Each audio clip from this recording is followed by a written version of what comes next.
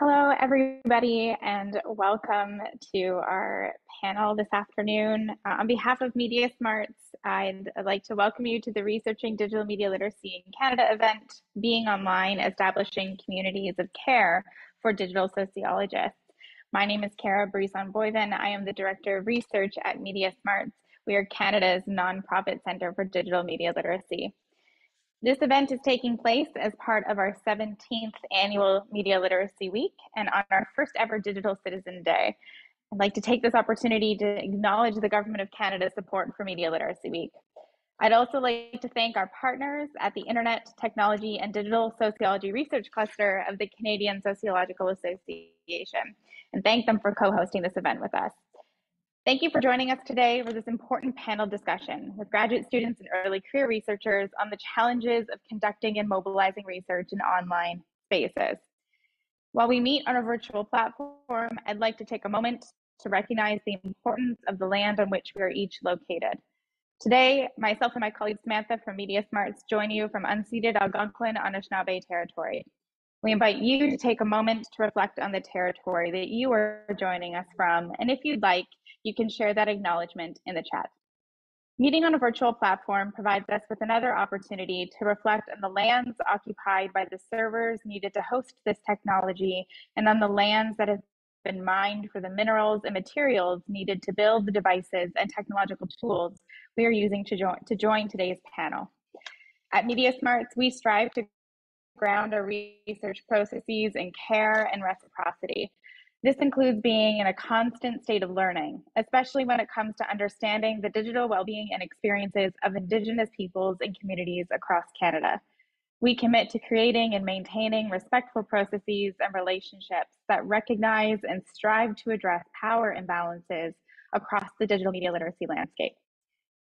We invite you to communicate with the panelists during the discussion today, so please make use of the chat function to ask any questions you might have or share any resources that might be relevant to today's conversation. We will do our best to watch that Q&A in the chat and include some audience questions in our discussion today. But we are hoping this is the first of many conversations about how we can come together as a research community to support researchers working and mobilizing knowledge online. So we'll be sure to save any questions that we can't address today for those future conversations. Closed captioning is available and you can activate that by clicking on the CC Live transcript button on the toolbar below. MediaSmarts has been supporting Canadians with information and tools so they can develop critical thinking and digital literacy skills for over 25 years now. Our vision is that Canadians have the critical skills to engage with media as active and informed digital citizens. And we achieve this through research, education, public awareness, and policy work. We mobilize the findings and recommendations from our research and evaluation projects in many ways, including through reports, white papers, blog posts, opinion editorials, and public consultations, conference presentations, other media interviews and podcasts, and through social media. But our research is also taken up by academics in the academic community, both in Canada and abroad. And it would not be possible without community members and organizations who guide and support our work and who call in our expertise in turn. So, we are constantly looking for new opportunities to collaborate with others in the digital media literacy field. Our panel today features 4 accomplished researchers who will introduce themselves shortly. Panelists will engage in a moderated roundtable discussion on the challenges of conducting and mobilizing research in online spaces. It is my pleasure to introduce our moderator for today's discussion, Dr. Michael Adorshan, Associate Professor in the Department of Sociology at the University of Calgary and Fellow with the Center for Criminology at the University of Hong Kong. Michael, the mic is all yours. Great. Thank you very much, Cara. And it's a great pleasure to be able to moderate today and join up with MediaSmarts on this. It's an awesome opportunity, and as well as with the relatively new research cluster with the Canadian Sociological Association, the Internet and Digital Sociology Research Cluster. I'm coming from University of Calgary, which is Treaty 7 territory in southern Alberta. That comprises the Blackfoot Confederacy, including the Siksika, Piikani, and Kainai First Nations, as well as the Tsuut'ina First Nation and Stoney Nakoda, which includes the Chiniki, Bearspaw, and Wesley First Nations. And the city of Calgary is home to Métis Nation of Alberta Region 3. This is such an important panel to me because, and I was really excited to be a part of this because so often we have discussions about the content of research, which of course we do, but not so much about the experiences that researchers have themselves engaging in research about online technologies and in the areas of digital sociology. So we have four speakers today. Our first speaker is Monica Pauls, a doctoral student in the Department of Sociology, University of Calgary. We also have Jinman Zhang, a doctoral student in media studies at Western University. Milana Leskovac, another graduate student in our Department of Sociology at the University of Calgary. And Andrei Kazimov, a doctoral student in the Department of Sociology at McMaster University. That's my alma mater right there as well. So at this point, there's going to be three key questions that our four panelists will be responding to. At any point in time, please do feel free, as Kara mentioned, to ask questions in the chat. So there will be just some general opening remarks that the four panelists will make, starting with Monica, followed by these three key questions. So Monica, I will turn it over to you just to introduce yourself and your research. Thanks, Mike, and good afternoon, everyone. I'm happy to be here, and thanks to MediaSmarts for inviting me. My name is Monica. I'm a doctoral candidate in the Department of Sociology at the University of Calgary, and my doctoral research explores the impact of technology on youth activism. So I'm specifically looking at how online platforms, and in particular Twitter, influences activists' work and how youth activists understand the role of social media and their own participation in activism online. So I conducted interviews with 16 youth activists in the international climate change movement and the American gun control movement. And I also collected samples of each participant's Twitter feeds. I then employed a thematic analysis for the interviews, and this was complemented by the Twitter data. And I also conducted a social network analysis using the sampled tweets. So that's me. Awesome. Thank you very much, Monica. Jinmen, you can introduce yourself, please. Yeah. Hello, everyone. My name is Jinman Zhang. I'm a PhD student in media studies at Western University. First, I'd like to thank MediaSmarts and Roger's chair for this opportunity to be part of this event. So my research is focused on the experiences of using social media to resist sexual violence and push back against rape culture in the context of China. I'm also interested in digital feminist activism, the way individuals use social media technologies to engage in and to mobilize connective and collective actions, such as the Me Too movement. So today, to reflect on our panel theme, the impact of conducting research online on researchers, I'm happy to share some of my experiences from my ongoing project, in particular the emotional labor and coping mechanisms in research on sensitive and emotional demanding topics. So at this point, I just finished a 6-month data collection by digital ethnography and interviews, during which I would say there were lots of emotional moments, positive and negative, which requires response and management, and inevitably caused an impact on the research on myself. And I'm very looking forward to our discussion today. Thank you. Thanks, Jinman. Yeah, I look forward to it as well. So often those conversations that are in the backstage, as Goffmanian scholars might put it, this is an opportunity to foreground those very much. And Milana, over to you. Yeah, thanks, Mike. Hi, everyone. My name is Milana. I am a sociology master's student at the University of Calgary, currently in my second year. So right now I'm doing research on social media user experiences with content moderation. Specifically, I'm researching a phenomenon known as shadow banning, which is a form of content moderation that is non-transparent, in which social media users experience different forms of content or account removal or suppression without being notified by the social media company that it is happening and or why it's happening. So currently I'm conducting interviews with participants, asking them to share their experiences with the goal of understanding who is reporting being shadow banned based on what type of content they share and what topics they talk about, how their perceptions of the phenomenon of shadow banning impact their experiences on social media platforms, as well as their everyday lives. And I'm also interested in learning whether there are differences in experiences based on the type of content that users post. So far, this research has involved online recruitment, and that has required me to spend a lot of time on social media, more than I'd like to, specifically on Instagram and TikTok. So yeah, I look forward to sharing more about this today. And yeah, thanks for having me. Thanks, Moana. And Andre. Thank you, Michael. Really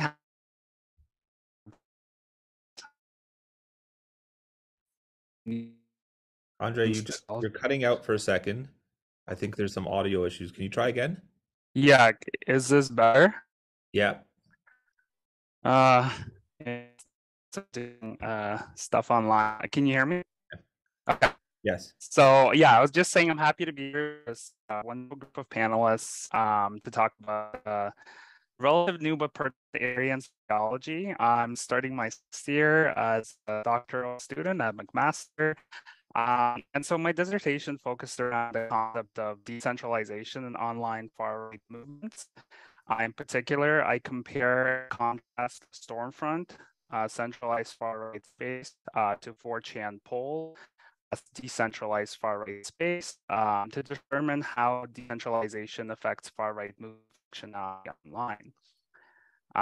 So I'm a few months out from completing my dissertation, and one of the findings I'm most proud of is how 4chan poll seems to be the only space where a specific type of technology-enabled mobilization called connected is sustained over longer periods of time. So just a quick background, in 2012, a widely cited paper on connective action was published, and this paper introduced a new logic of mobilization known as connective.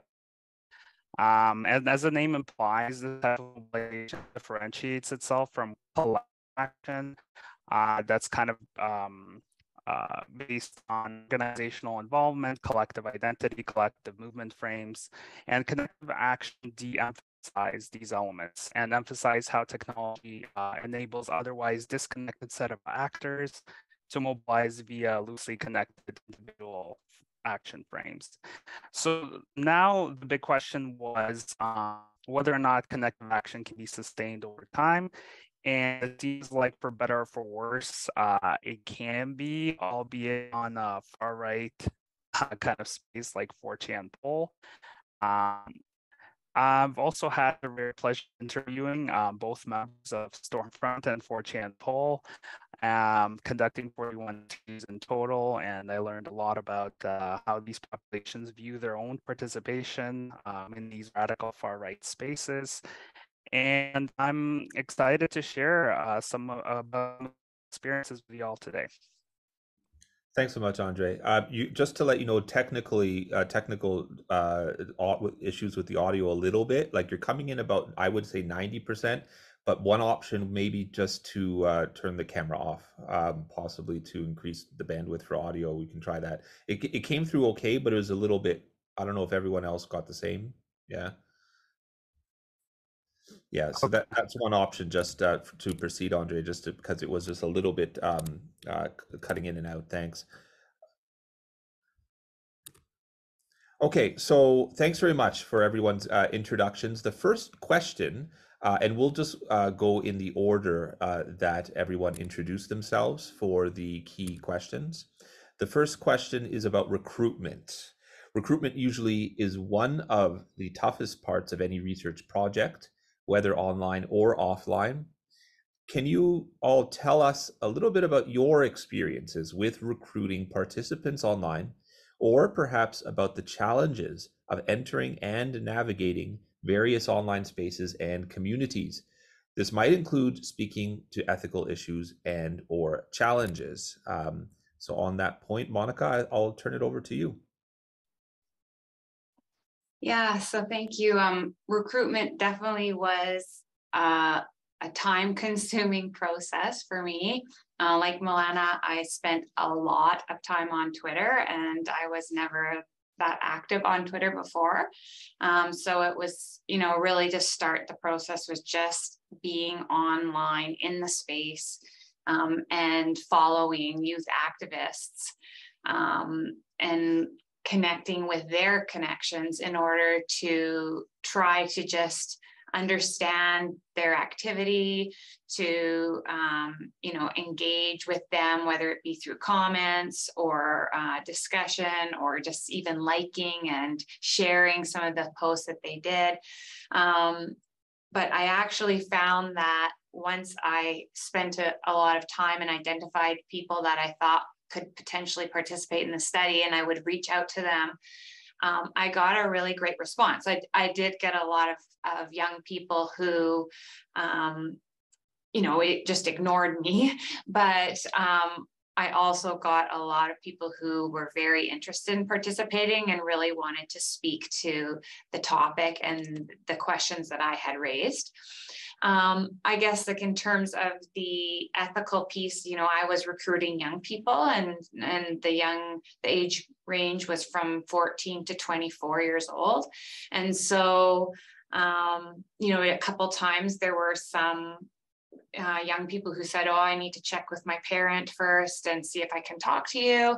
And I did talk to a couple parents there too, but I did get ethical permission to have the young people consent to their own participation, which made this process a lot easier for me. That's great. Does anybody have questions about the recruitment process there? Did it entail certain challenges of learning the platforms, or just trying to navigate those? And for sure, and I feel like or just trusting what you're seeing online, that's always a challenge. I think for researchers is this actually an activist who's speaking on their own choice, and they're putting out their own opinions, and they're engaging in the platform of their own volition. And so I guess trying to spending time and watching that and trying to make those judgments is always a challenge. Absolutely. Thanks, Monica, very much. So on the question of recruitment, I'll turn it over to Jinman. Yeah, so in my case, the challenges of recruitment on social media are partly affected by the research topic and also the role or the position of the researcher itself. I found that part of my role as a researcher based in Canada has to some extent affected the recruitment. So in my project, I used a social media platform, Sina Weibo. It's a Twitter-like platform in China for recruitment. Just to provide some context, Weibo has a feature that makes users' IP location visible to the public on their profile page, and also attach that information to every content posted by the user. And this is one of the latest regulation policy of that platform. So for recruitment, I asked a feminist group to help me post my recruitment ad to their followers on Weibo. And then I reposted that post, the recruiting material, which shows the information about the research topic and about the institution of researchers, which is Western University in Canada. And this particular repost also shows my IP location, which is Canada, attached to that repost. And after that, I received an insulting direct message from a stranger. And that message is based on the IP location of myself on my profile, and also the research topic in that recruitment ad. Although I'm aware of that gender and feminist activism are a sensitive topic in China, and may face pushbacks from misogynist attacks, which is often intertwined with the rising nationalistic sentiment in recent years. I was still shocked and angry at first and blocked that center immediately. I don't want to exaggerate the discomfort I felt that moment, but after that, I think I was lucky that I only received one that kind of message during the recruitment, and I assume it will be much more difficult for researchers who unfortunately receive more attacks and can do very little, expect blocking senders. And I believe this might be part of the experiences of researchers researching sensitive topics like gender hate and misogyny on social media. And that's about the challenges and difficult moments that I experienced.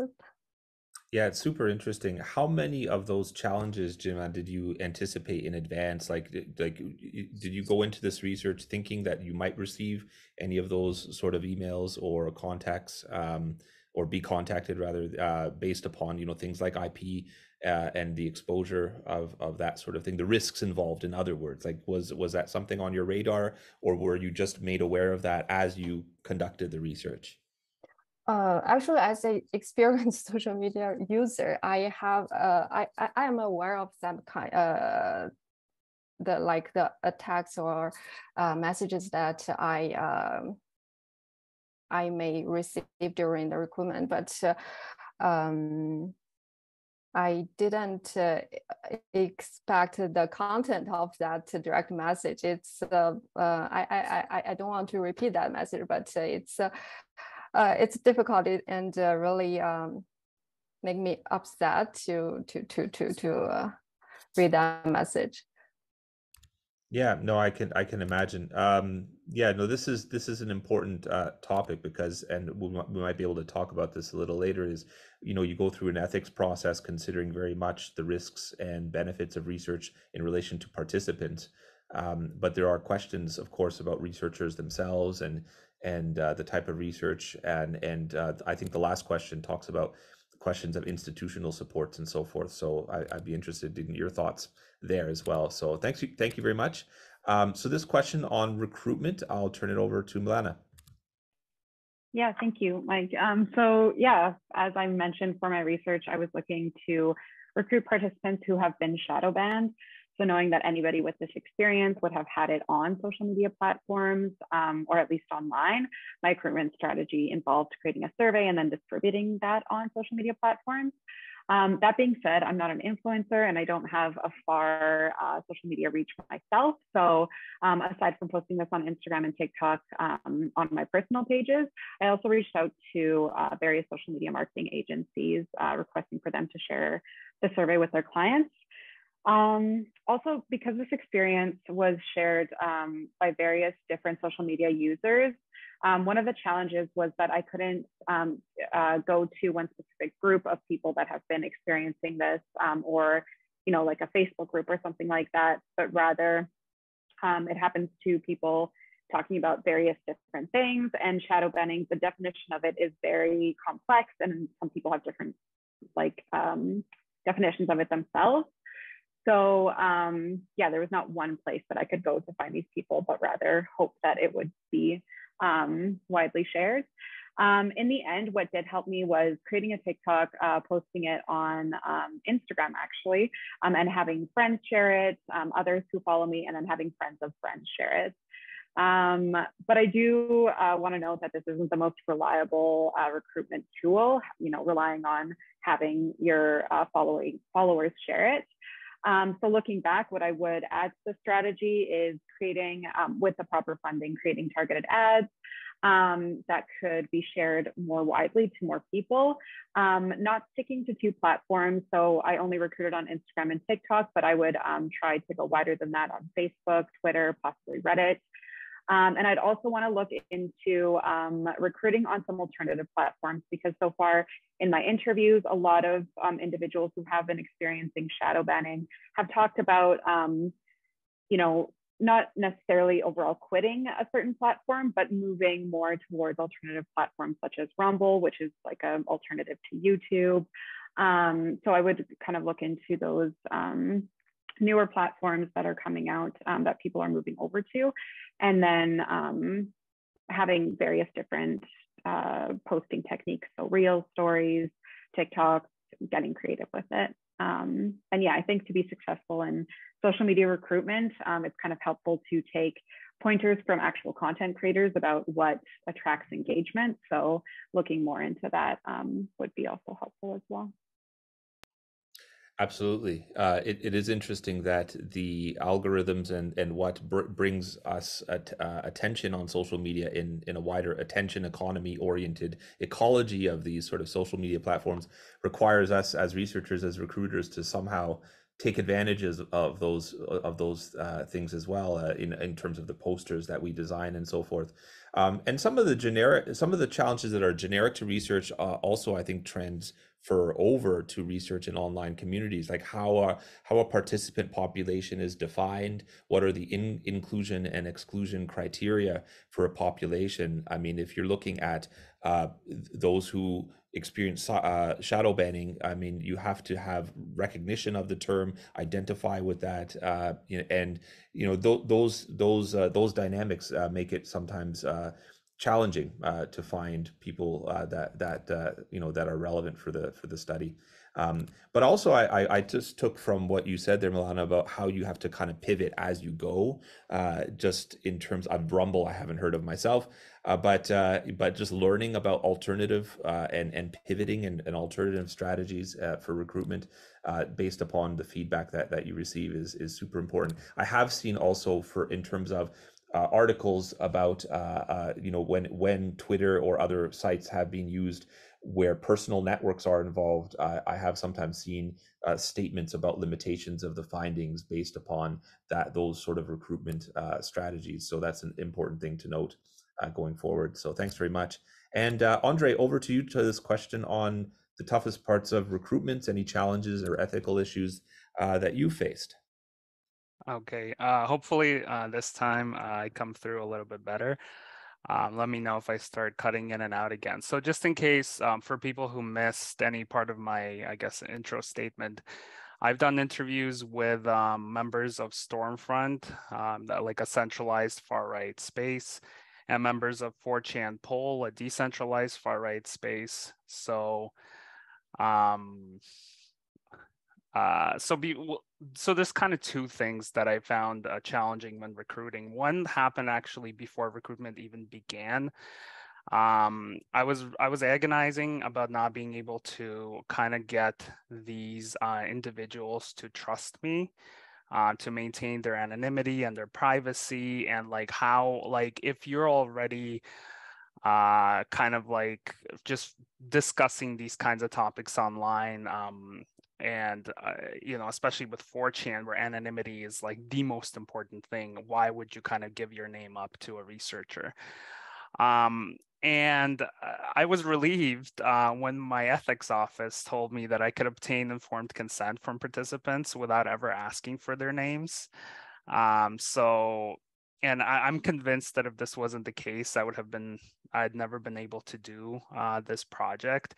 And the lesson here is to check in with the ethics office in your institution, because they don't always make your lives harder. They actually made my life easier in this one case. But once I began recruiting, I received a lot of threats, insults, a lot of all sorts of trolling from users of these spaces. A lot of them suspected that I wasn't who I was professing to be. Some thought I worked with law enforcement. Others thought I was with the media. I even got a dick pic from someone who I reached out to for an interview. Later on, I learned that the idea for the dick pic was crowdsourced by this user from other 4chan Poll users.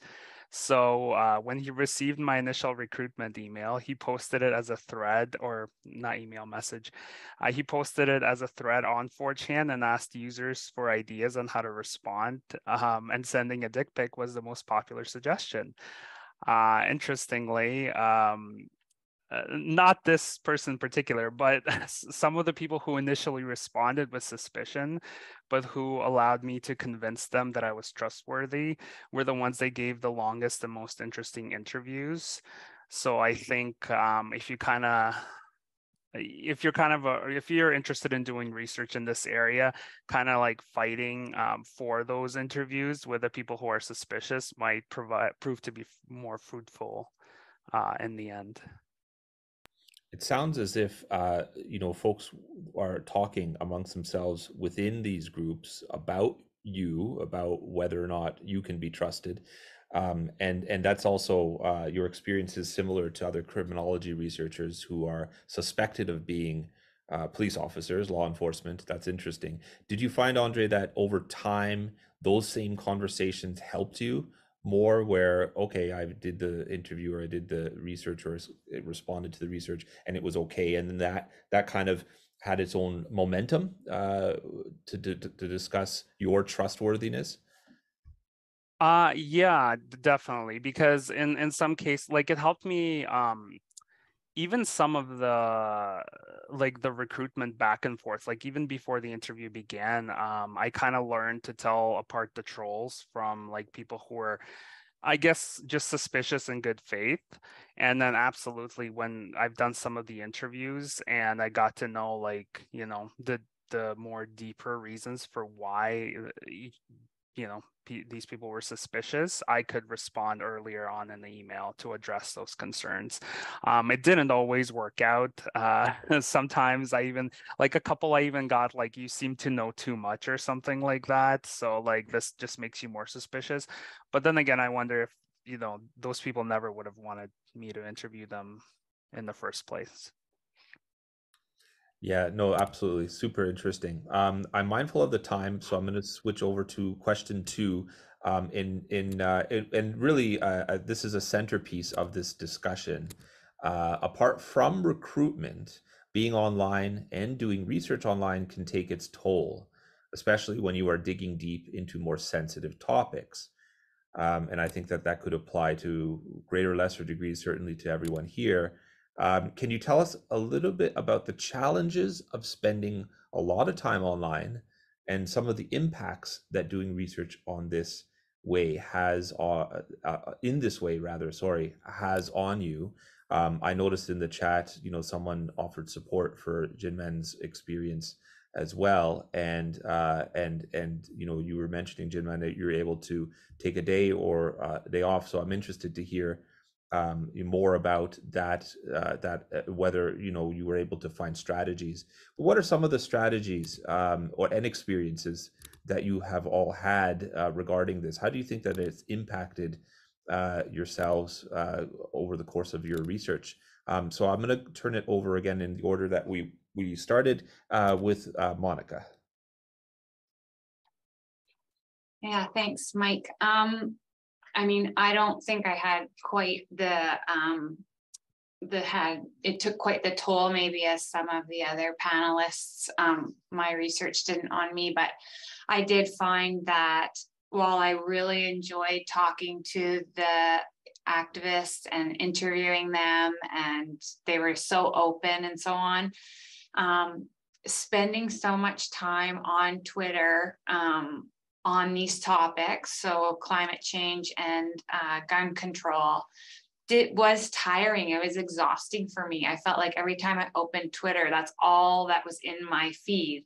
That's all I saw. And it can get quite negative. So, by the end, I was like, I don't even want to open Twitter anymore. Like, I don't even want to be there. And, I'm old. I'm a lot older than my participants. Being online all the time and just constantly posting and talking about this stuff is not part of my life day to day in the same way. And so I found that to be just challenging and exhausting. And the young people I talk to are so passionate about the issues that they're advocating for. And so I really heard like deep stories about their experiences doing activism in these areas and on these topics and on these issues. You know, I had talked to young people who were involved in school shootings. I talked to climate change activists who were, you know, just out every day trying to fight for change and legislative change and experiencing abuse online and harassment and things like that. So I think just kind of always being inundated with that kind of information. For me, I just got to a point where I just didn't want to kind of see it anymore day to day. But that was kind of my challenge with it, I would say. Yeah, Monica, did you remind me, did you use your personal Twitter account or did you create a new one? I think it was your personal one, wasn't it? Yeah, it was my personal one. And I was, you know, very, I didn't put up posters and so on to recruit or anything like that. I just followed young people who self-identified as activists and who were actively posting on an issue online on Twitter. And then I started to engage with them kind of one-on-one and then asked them if they wanted to participate in the study. So. Yeah, and of course, this still has, even after the research has concluded, those algorithms are still very much salient, I imagine, for your use of that account on a daily basis. Oh, very much so. So if I go in my Twitter right now, I'm still seeing it all coming in on that topic. So I've thought a little bit about, like, should I shut that my account down and maybe make a different one now, a new one, but I don't want to do that till I'm really know I'm done. But yeah, so I'll just have to monitor that, I guess. Yeah, absolutely. Thank you, Monica. So, Jiman, you mentioned, of course, your experiences, and you were asked the question in the chat, and you said, well, you just had to give yourself a couple days. But did you encounter you know, did you become more guarded as you went in the research? Did you develop strategies as you proceeded with this research, given that experience, to manage your mental health and well-being? Yes, I think so. So except those tools from the receiving trolls, I think those draining moments or those exhausting moments also come from encountering reading materials like self-disclosures and even watching how emerging discussions about sexual violence or relevant topics were removed by censors on the platform. And I also, when thinking about the reasons behind those emotional moments, I think one reason is that I myself, as a researcher, I'm aware of the inability to help the participants, in my case, those survivors of sexual violence. For example, a platform that I am examining allows users to post anonymously and even anonymous to their followers. And this enable many to share their traumatic experiences in ways otherwise not possible.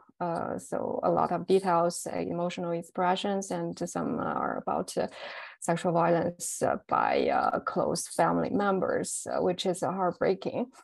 And this, I think this can be more challenging for novice researchers like me who do not have much experiences, may feel overwhelmed or feel guilty as they may assume responsibility for participants.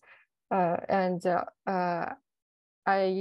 still remember there were moments when you try to step out of those negative feelings, negative emotions. You feel guilty for that too, because like, am I supposed to feel positive, feel better after such a heavy conversation? Am I forming a reciprocal relationship with the participants, or am I exploiting them? There were those tough moments for me, and in terms of impact, I think in particular research on sexual violence online, the impact on research can be related to their personal experience, like the trauma they encountered and the context their research has been conducted. So so in my project, I'm aware of that censorship might be a challenge during the like for participant recruitment and for data collection, but I didn't accept that viewing the content being removed from the platform also cause some emotional response as a researcher myself. No, I can imagine the it's often just a blind spot in terms of research design, what those potential risks are for yourselves as researchers, for you as a researcher. And that's, you know, it just is it's an important thing to acknowledge that, especially, you know, when we're having discussions over graduate student training, for example, in doing online research and research, you know, that involves, you know, qualitative designs and and sometimes quantitative as well, when you're looking at people who've experienced trauma and abuse and victimization, that, you know, there's a feeling sometimes of helplessness, is what I hear you saying, Jiman, that that's often not raised as relevant, quote unquote, for a research ethics process. And there are implications also for supervisors, for graduate students and graduate student programs, and the type of information that you would learn and in a graduate seminar, right? In terms of what are the potential, not to suggest that you should not do the research, but to go in with the implications of that. And hopefully this discussion is really important, because it suggests that these are not isolated experiences also that researchers are having. So it's a, you know, one step towards that acknowledgement of this sort of shared experiences, despite the differences in these research projects. Thanks very much, Jinman, for that. Milana, over to you. Any particular challenges that you experienced in terms of researching shadow banning that you found relevant? Yeah, so like Monica, I increased my sort of exposure to sensitive topics on Instagram and on TikTok and also on Twitter. Started following various users who are posting about issues related to, you know, political issues, health issues, environmental issues, which by itself can be stressful and upsetting, watching this content very regularly. And also it was difficult hearing different content creators talk about their struggles with content moderation in relation to these topics. So for example, seeing people struggle with getting important information out, but not being able to, or communicating with one another, which can be particularly distressing for a lot of users in times of crisis. Dealing with hate speech and censorship, and all while trying to stay active online, among many other things. So seeing a lot more of that has been challenging. And also what I've noticed, and what Dr. Tworek talked about in her talk, was chilling effects from social media users, you know, people self-censoring in order to avoid being shadow banned, or hesitant to even, want to talk to me as well, because, you know, this research could, in their eyes, expose them and further put them in a situation to be censored. So yeah, and additionally, just spent a lot more time on my phone multiple times a week in the past year. I find myself just scrolling through the hashtag shadow banned on Instagram and TikTok, starting to doom scroll. And so that's been difficult. And also in relation to the talk by Dr. Tworek this morning, just the disinformation and misinformation. I mean, that's a huge issue, a huge reason why content is moderated. And it's a very prominent feature of online information ecosystems, and one of the main reasons that people get shadow banned. So, just seeing a lot more of that, seeing how people are constantly frustrated with algorithms and social media companies not responding, and just getting very vague messages when stuff is removed. For example, I had one participant who posted about the protests that are happening in Iran, and they got blocked from their account for suspicious activity, assuming that it was because of that post, because it happened very shortly after that. And then after that, you know, getting kicked out of it multiple times. And then now when they view stories, they get a message saying, you know, we're limiting the amount that you can engage on this platform. Message us if you think we've made a mistake, which of course is a whole very complex process to actually contact social media companies. So yeah, again, just reiterating, seeing a lot more of that has been challenging for sure. Just the issue of doing research on personal devices, doing research on your personal computers, and where are the boundaries? When does the research finish? The data might be collected, the interviews might be concluded, the surveys might be responded to, and then you have these ongoing effects that your feeds are augmented, algorithms and so forth. You might be pushed more things, Milan, for you, especially in relation to shadow banning, that you might need a break from, and it's difficult because you're getting notifications in perpetuity based upon things that were set up in the context of a research project. So these are interesting, you know, and important, you know, questions about the boundaries of these things, and when, you know, these formal boundaries of research are finished, there are still these unintended consequences for doing these sort of projects. You know, it kind of goes into a little bit on our third question, but I'm not going to jump ahead yet. But you know, could there be more done for providing graduate students and researchers with, you know, burner phones or you know, devices that you could set up unique accounts and set up VPNs, and you know, these sort of things I think are important things to consider.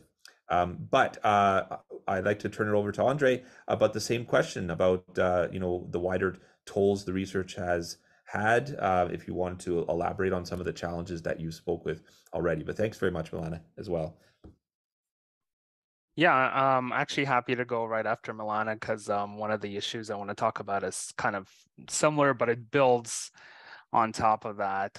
But the first thing I kind of wanted to mention was how this was absolutely the most challenging part of my research. When I tell people that I've interviewed users of far-right spaces, they just automatically assume that that would be like the most like jarring or difficult. But once I got past a couple interviews, that was actually more or less. But it was just like the graphic imagery, the videos, the overall jarring, horrifying opinions you come across in a lot of these spaces that are the most kind of leave the longest mark.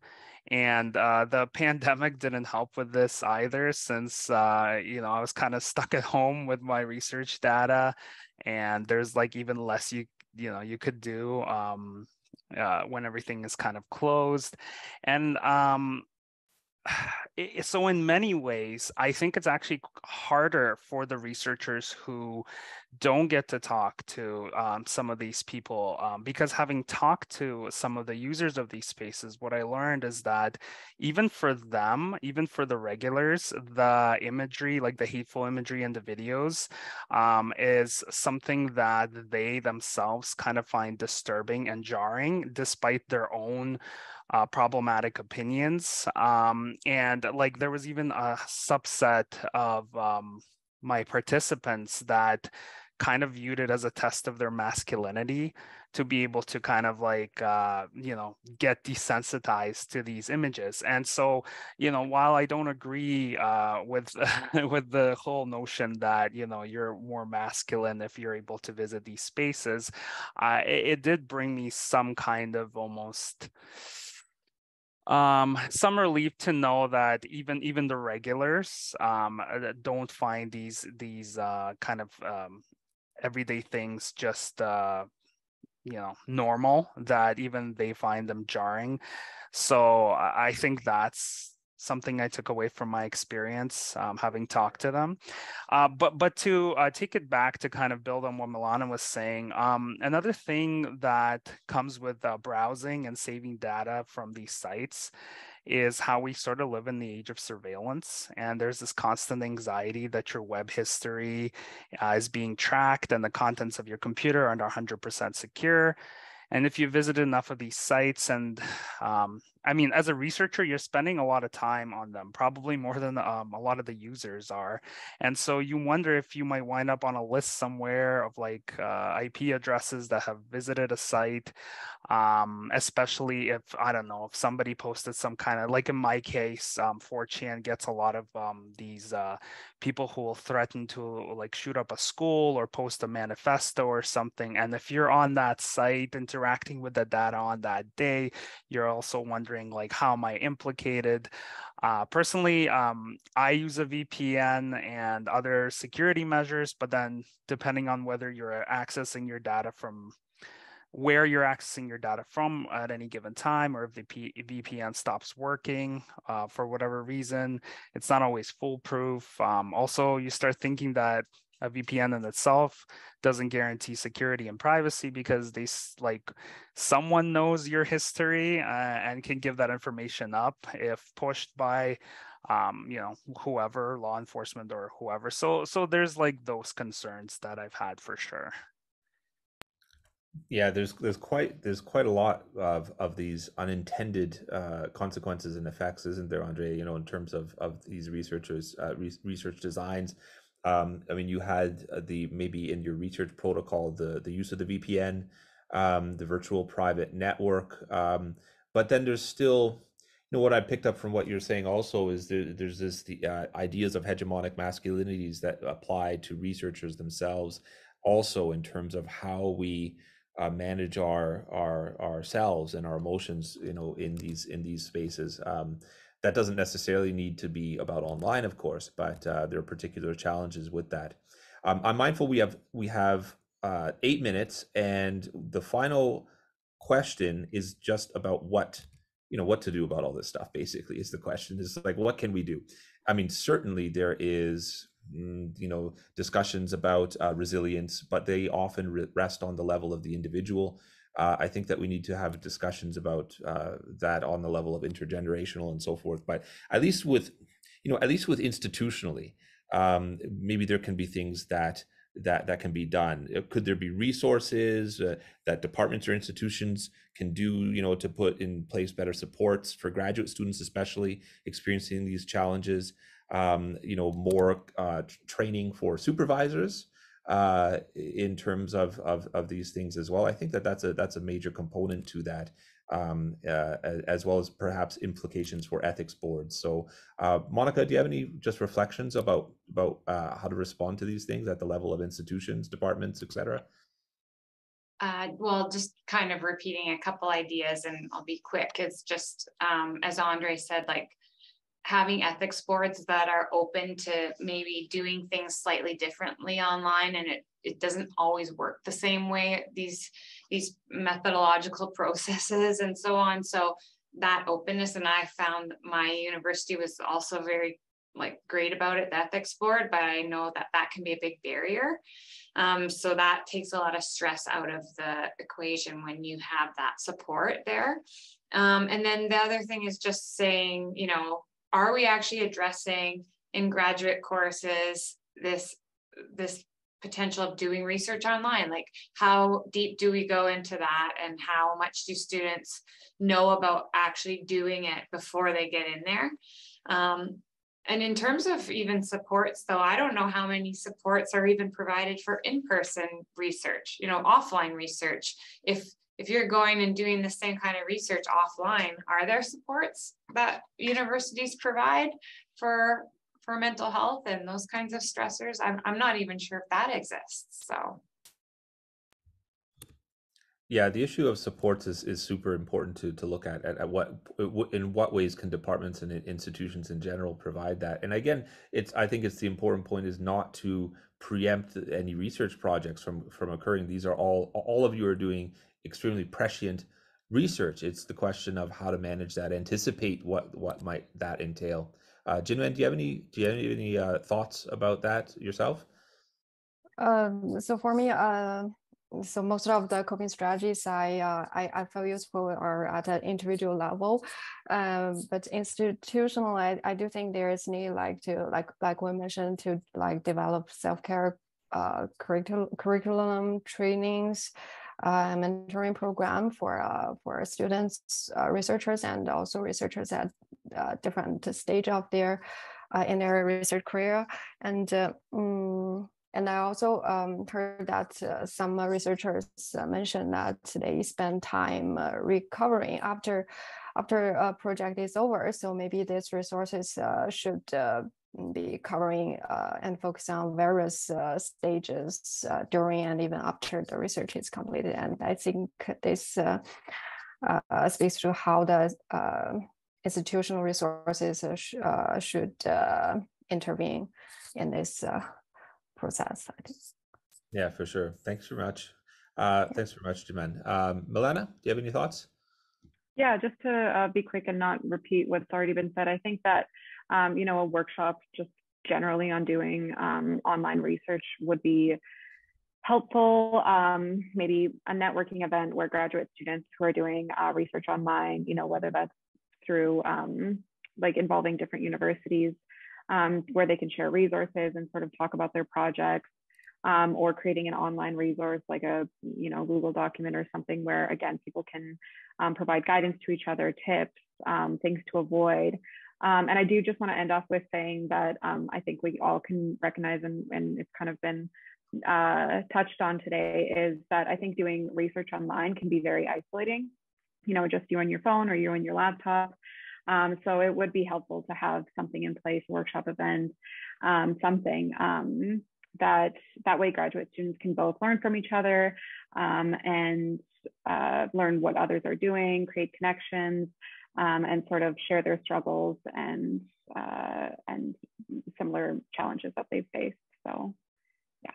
Yeah, super important points. Thanks, Milena. Andre, do you have any thoughts yourself? Yeah, so a lot of the thoughts I had have already been mentioned. Like I agree with like access to VPNs and burner accounts and all that. Although I have some like concerns with those as well, but in the interest of time, I won't bring those up. The one thing that hasn't been mentioned that I found in my case to be true, it feels like, and me and a couple of colleagues in other universities that I've spoken to, like the counseling that's usually provided